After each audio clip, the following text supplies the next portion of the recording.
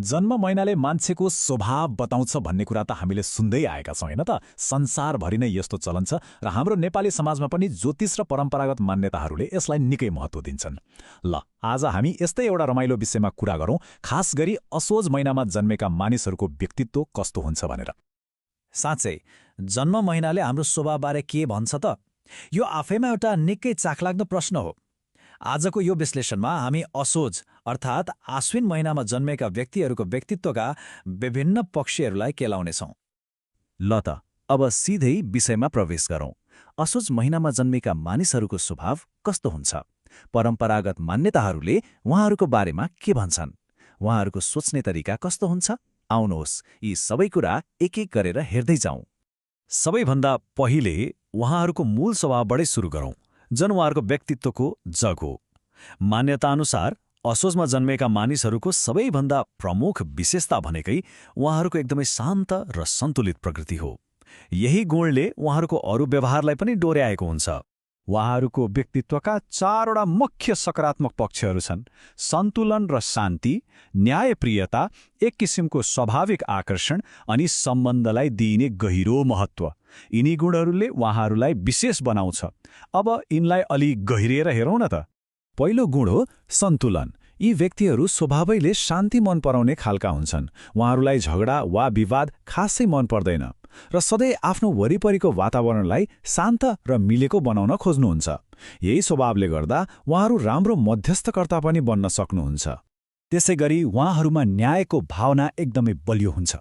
के सही के गलत भनेर छुट्याउने क्षमता उहाँहरूमा प्राकृतिक रूपमै हुन्छ भनिन्छ। उहाँहरू सधैँ निष्पक्ष रहन खोज्नुहुन्छ र अरूको लागि पनि न्याय होस् भन्ने चाहनुहुन्छ, जसले उहाँहरूको नैतिक बललाई देखाउँछ। उहाँहरूको व्यक्तित्वमा एउटा छुट्टै किसिमको आकर्षण पनि हुन्छ। यो आकर्षण उहाँहरूको मिठो बोली र राम्रो व्यवहारबाट आउँछ। यही कारणले गर्दा उहाँहरूले अरूलाई सजिलै आफ्नो कुरामा सहमत गराउन वा प्रभावित पार्न सक्नुहुन्छ। र अर्को एउटा एकदमै महत्त्वपूर्ण पक्ष हो सम्बन्धप्रतिको समर्पण। उहाँहरूका लागि साथीभाइ र परिवारको स्थान जीवनमा निकै माथि हुन्छ। यी सम्बन्धहरू जोगाउन उहाँहरूले निकै मेहनत गर्नुहुन्छ र आफ्ना प्रियजनहरूप्रति एकदमै वफादार रहनुहुन्छ।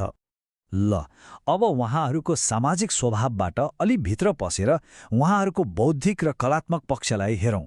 उहाँहरूको मन र मस्तिष्कले कसरी काम गर्छ त? असोजमा जन्मेका मानिसहरू बौद्धिक र विश्लेषणात्मक हुन्छन्।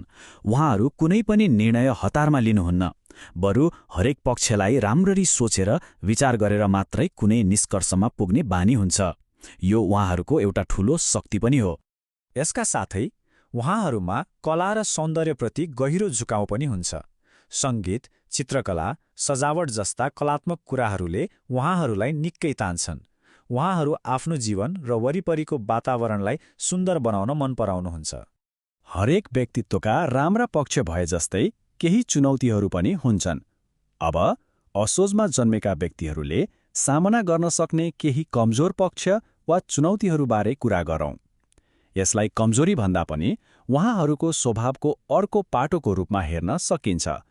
यहाँ एउटा रमाइलो कुरा छ। उहाँहरूको जुन राम्रो बानी छ नि, हरेक कुरालाई एकदमै सोचेर विचार गरेर गर्ने हो, त्यही बानी कहिलेकाहीँ उहाँहरूका लागि चुनौती बनिदिन्छ। किनभने सबैतिर सोच्दा सोच्दै निर्णय लिन अलि ढिलो हुन सक्छ। भनौँ न, एउटै सिक्काको दुईवटा पाटा जस्तै। त्यस्तै अरूलाई महत्त्व दिने उहाँहरूको राम्रो बानी कहिलेकाहीँ समस्या पनि बन्न सक्छ। अरूलाई खुसी पार्ने चक्करमा उहाँहरूले कहिलेकाहीँ आफ्नै आवश्यकता र चाहनालाई पछाडि पार्न सक्नुहुन्छ, जसले गर्दा आफैलाई घाटा हुन सक्छ। उहाँहरू भावनात्मक रूपमा अलि संवेदनशील पनि हुनुहुन्छ। साना कुराले पनि उहाँहरूको मन दुख्न सक्छ वा गहिरो असर पार्न सक्छ। आलोचना वा बेवास्ताले उहाँहरूलाई अरूलाई भन्दा बढी चोट पुर्याउन सक्छ, जसलाई बुझ्न जरुरी हुन्छ। यति धेरै कुराहरू जानिसकेपछि अब समग्रमा असोज महिनामा जन्मेका व्यक्तित्वहरूको व्यक्तित्व कस्तो हुन्छ भनेर एउटा निष्कर्ष निकालौँ न त। उहाँहरूको स्वभावलाई व्यावहारिक जीवनमा कसरी देख्न सकिन्छ?